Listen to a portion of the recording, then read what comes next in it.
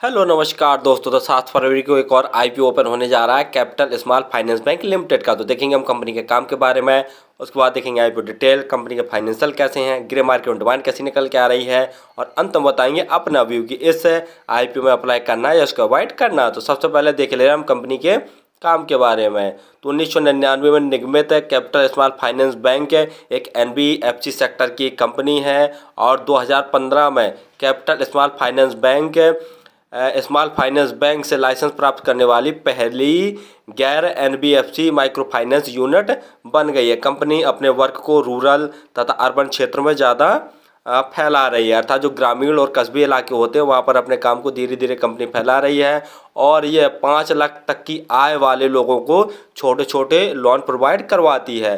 Capital small finance bank का मुख्यालय जालंधर पंजाब में है, और यह देख लिया जाए तो पंजाब, हरियाणा, राजस्थान, दिल्ली, हिमाचल प्रदेश और चंडीगढ़ में अपनी सर्विसेज को प्रोवाइड करवाती है। 30 जून 2023 तक देख लिया जाए तो कंपनी के जो थी 172 ब्रांचेस थीं, जिसमें से 174 एटीएम जो कि 5 राज्यों में फैले हुए हैं।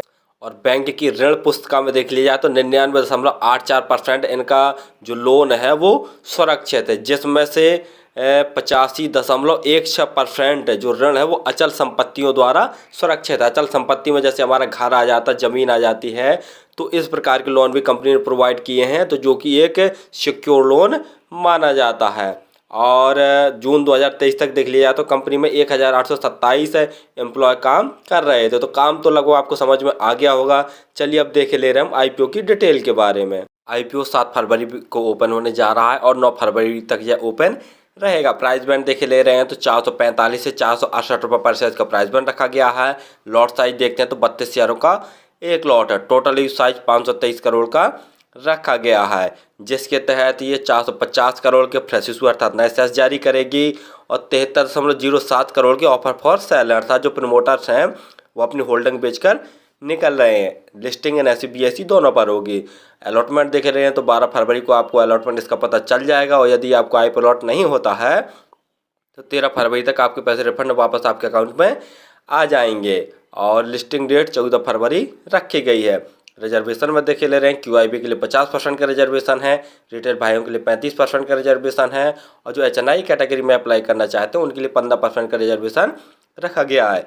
रिटेल कैटेगरी में यदि आप एक लॉट अप्लाई करते हैं तो आपको 14,976 रुपये खर्च करने पड़ेंगे। रिटेल कैटेगरी में मैक्सिमम आप 13 लॉट अप्लाई कर सकते हैं, जिसके लिए आपको 1,94,688 रुपये खर्च करने पड़ेंगे। और यदि स्मॉल HNI कैटेगरी में आप अप्लाई करना चाहते हैं तो कम से कम आपको 14 लॉट अप्लाई करने पड़ेंगे, जिसके तहत आपको 2,09,664 रुपये खर्च करने पड़ेंगे। और यदि बिग HNI कैटेगरी में आप अप्लाई करना चाहते हैं तो आपको 67 लॉट अप्लाई करने पड़ेंगे, जिसके तहत आपको 10,03,392 रुपये खर्च करने पड़ेंगे।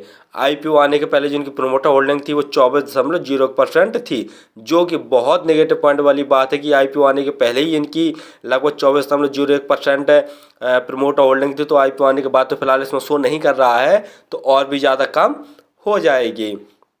और ROE 16.45% है, डेब्ट ऑन इक्विटी 0.95 है, EPS 24.19 है, और PE 19.35 है। PE वाइज भी देख लिया जाए तो थोड़ा सा महंगी वैल्यूएशन पर ये अपने आईपीओ को लेके आए हैं।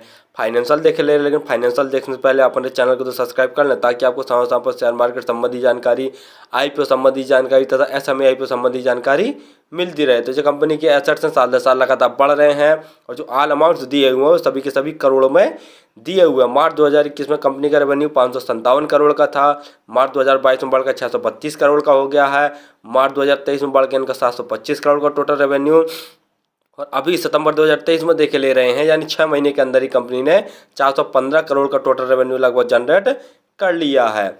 और प्रॉफिट आफ्टर टैक्स देखते हैं तो मार्च 2021 में कंपनी ने लगभग 40 करोड़ के आसपास नेट प्रॉफिट जनरेट किया था, मार्च 2022 में बढ़ के इनका प्रॉफिट 62 करोड़ का हो गया, और मार्च 2023 में लगभग 93 करोड़ का कंपनी ने नेट प्रॉफिट जनरेट किया था। और 6 महीने के अंदर ही यानी सितंबर 2023 तक कंपनी ने 54.39 करोड़ का नेट प्रॉफिट जनरेट कर लिया है। यानी रेवेन्यू में देख रहे हैं तो साल दर साल बम्पर ग्रोथ देखने को मिल रहा है, और प्रॉफिट आफ्टर टैक्स में भी काफ़ी अच्छा उछाल देखने को मिल रहा है।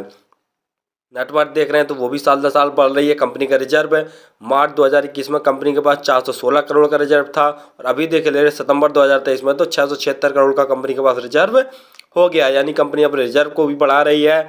बोरिंग देखते हैं तो मार्च 2021 में कंपनी के ऊपर बोरिंग 616 करोड़ की थी और अभी सितंबर 2023 में देख ले रहे हैं तो 672 करोड़ की टोटल बोरिंग बची है, यानी कंपनी अपने रिजर्व को तो बढ़ा रही है और टोटल बोरिंग को साथ साथ में कम भी कर रही है, जो कि बहुत पॉजिटिव पॉइंट वाली बात है। और जब भी चाहेगी अपने रिजर्व से टोटल बोरिंग को चुका सकती है।